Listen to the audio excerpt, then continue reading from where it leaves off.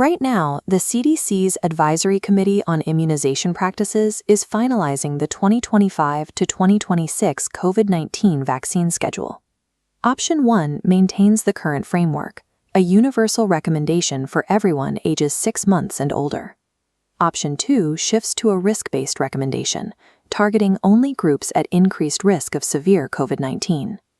This choice dictates the requirements for multi-dose initial series and the frequency of annual boosters across different age groups.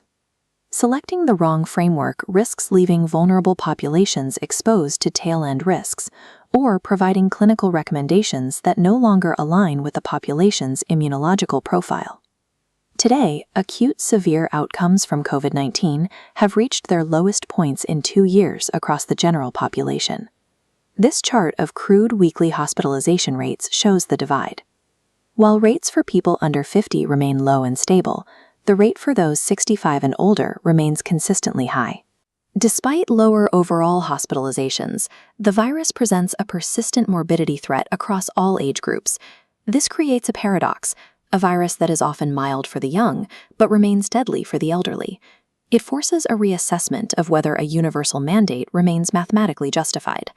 The stabilization of population immunity provides the primary theoretical support for a risk-based approach. This graph tracks the rapid climb of infection-induced seroprevalence among U.S. children. By late 2022, pediatric seroprevalence reached 93%. Adult data shows a similar trend. These panels track spike antibody levels over time based on the cumulative number of infections and vaccinations.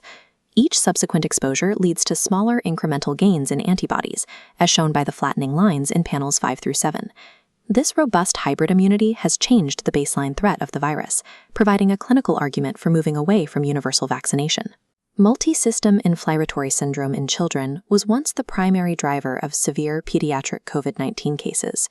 MIS-C incidence has dropped from 6.8 cases per million person-years in the pre-Delta era to just 0.08 during the JN.1 wave.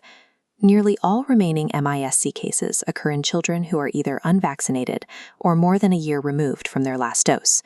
Hybrid immunity has neutralized acute pediatric hyperinflammation, removing a major historical justification for universal childhood mandates. While acute spikes have diminished, the chronic baseline mortality burden remains significant. In 2023, COVID-19 was the 10th leading cause of death for adults in the United States. For children and adolescents, it ranked 12th. For comparison, influenza and pneumonia combined ranked 13th for adults that same year. COVID-19 remains more lethal than standard historical benchmarks. Endemic status does not mean the virus has become benign. The disease's morbidity footprint includes approximately 9.2 million adults and 300,000 children currently living with long COVID. More than 60% of these adults and nearly 80% of these children report activity limitations. Vaccination reduces the likelihood of these symptoms, including a 72% reduction in pediatric respiratory issues and up to a 63% reduction in gastrointestinal issues for adults. This protection requires completing the vaccine series before an infection occurs. Preventing long COVID serves as the primary modern justification for continuing universal vaccination in younger, healthy populations. The logistical difficulty of a risk-based policy lies in the definition of increased risk. The ACIP list of qualifying underlying conditions includes asthma, obesity, diabetes, depression, and physical inactivity. Medical claims data shows that 74% of all American adults have at least one of these conditions. In the 50 to 64 age group, the prevalence of qualifying comorbidities rises to 81%. A risk-based policy would require healthcare providers to screen nearly every adult patient against this extensive list of conditions. A risk-based mandate captures 3/4 of the adult population. This adds significant administrative hurdles without narrowing the eligible pool in a meaningful way.